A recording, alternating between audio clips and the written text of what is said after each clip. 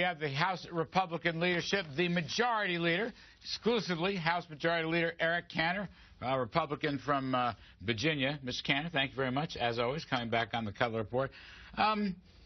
First take on this. The sequester and budget caps have been broken. They have been lifted. Now, I was around here in Washington, D.C. during the Reagan days. We had something called the Graham-Rudman-Hollings bill, which was also budget caps. Once they were lifted, they were never restored. I know that some conservatives are saying this evening that because the sequester and the budget caps are being lifted, we will never have that kind of budget discipline. Your thoughts, sir? I think the important piece to this deal, and yes, it is a modest deal, is we maintain the savings of the sequester. Remember, the sequester was in place because the super committee back 2 years ago failed to come up with an agreement. What this is, and it is an agreement on less than 10% of that sequester money, that $1.2 trillion. So the savings are maintained, and what we've always said was we need the savings in the mandatory, the entitlement, the autopilot spending arena.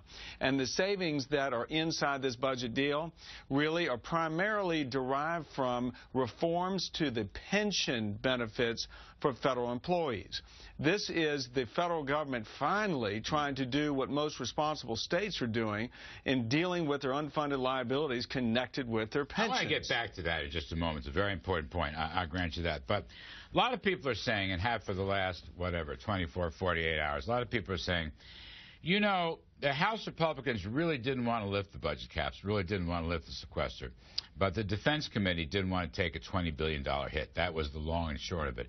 And if you had kept the sequester, it would have lost on the floor of the House. You would have lost 40 to 50 Republican votes, the defense hawks, so to speak. Was that truly the genesis of this so-called deal? Well, part of the downside of an across-the-board cut like a sequester is cuts take place for the good programs and the bad. Those of us who are strong national defense folks and believe in a strong national security policy don't like the indiscriminate nature of the cuts and how they impact the Pentagon. But there was a commitment on the part of Republicans to maintain those spending reductions. The reason why this deal allows us even a better path forward is it maintains the savings, but places those savings in an area, frankly, that are much smarter, and so that we can go about the business of reassuming our role in setting budget priorities and continuing to ratchet down the wasteful spending here in Washington. Do you have any idea when this will all be published? Will this be put on a website tonight? A whole lot of people want to see Larry, how the savings are being reallocated. Right. This is going to be up on the website, posted on the House Rules Committee website tonight. Transparency. Tonight. Transparency. We have always tried to live by the 3-day rule after what the prior majority had done so that the American people can realize. No health care scams. No, Right. We don't have to find out later, and we can read about it first. That's what you're saying. That's a key reform right there. Let me ask you another thing. I notice absent from this is the $25 billion extension of unemployment compensation, which many Democrats want. I am told, Mr. Majority Leader, that there will be a vote on that unemployment compensation outside the package. I have no idea what that meant. I only worked in OMB for 4 years. Outside the package is new nomenclature. But you, as the House Majority, are you going to allow a vote on extending unemployment compensation? So far as I know, the President has not come forward with a serious plan of unemployment insurance. And meanwhile, we in the House, as you know, Larry, remain focused on how you grow the economy, how you get the unemployed back to work.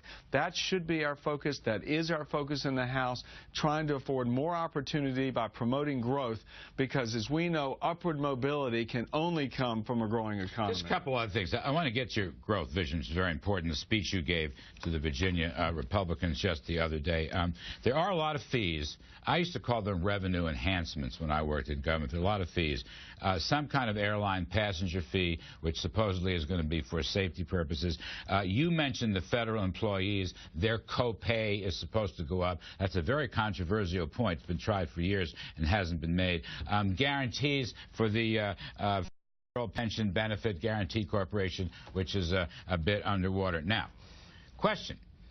Will conservatives go for those fees Will they call them revenues? I've already read Senator Marco Rubio say he will not sign off on this. I know that's not the biggest priority in the Senate, but the fact is, will conservatives go along with those fees, or will they call them tax hikes and object to this package? Well, first of all, there are no tax increases in this package. Larry, if you're asking me, would I rather have seen a deal without fee increases? Yes. But we're in divided government right now, and obviously very frustrating that we can't get everything that we want. So this deal has in it some fees, but if you look at the largest piece of that, which are the TSA fees, when you go to the airport and go through security, that agency needs to be supported. And in fact, that agency, even with the fees reflected in this deal, is still not self-supporting. One of the most hated federal agencies in America. I wouldn't. And you're going to give them more money. I wouldn't disagree with that. The problem is the taxpayers are giving them more money. This way, users should be supporting that agency. And even with this fee adjustment, it's still not supporting itself and the taxpayers. Why is it fair for somebody in my district of Richmond who never flies to sit here and support TSA for all those who do? And so user fee is an important principle. Right. Reagan believed in user fees. Well, that's what this several times. That's what this is, and on the TSA side, which is the largest piece of the fees in the deal. As you were talking and dealing with this with Budget Chairman Paul Ryan, okay, did you and Mr. Boehner, I'm just going to call you two the leadership, quote unquote, did you and Mr. Boehner give Paul Ryan a green light, A, to lift the sequester caps, and B, to go into the fee and revenue area? Did you say, go on ahead, we will support you? Were you the whole way? Well, first of all, I want to say how proud I am of the hard work that Chairman Ryan put into this, his team, his committee, the budget committee that came to this agreement. Because as we know, having been in divided government now since 2010, it's tough. It's tough because we have a lot of disagreement on taxes, on fees, on health care with this administration, this president, and the Democrats in the Senate. So I think in working with Chairman Ryan, what the Speaker and I continue to advocate was our position's always been across the board indiscriminate cuts, random arbitrary cuts associated with the sequester were not as good as mandatory permanent cuts if we could achieve those. And unfortunately, again, the Democrats, they weren't going to sit down if we could only get what we want. They wanted what they wanted. Did Mr. Obama show up at any point in these negotiations? I have not heard that he did. Well, I'm not aware of that he did, which is, again, part of the problem around here, Larry. Right. We could be working together a lot more, setting aside the differences, saying no to tax increases, because that's what Chairman Ryan said from the outset. That's what the Speaker and I have always felt. You shouldn't be raising taxes. We've got a spending problem here in Washington. And yet, if the President would say, okay, Republicans are for pro-growth policies, not for taking more people's money, let's figure out what we can do to grow the economy in that lane. On that last point, okay, last but maybe the most important one, you gave a very important speech to the Virginia Republican Party, which suffered mightily in the last elections. Okay. You said basically the Republicans have got to have a positive agenda and be united in order to win. Now, last week President Obama gave a speech where he said the greatest challenge facing America is inequality. Do you agree with that?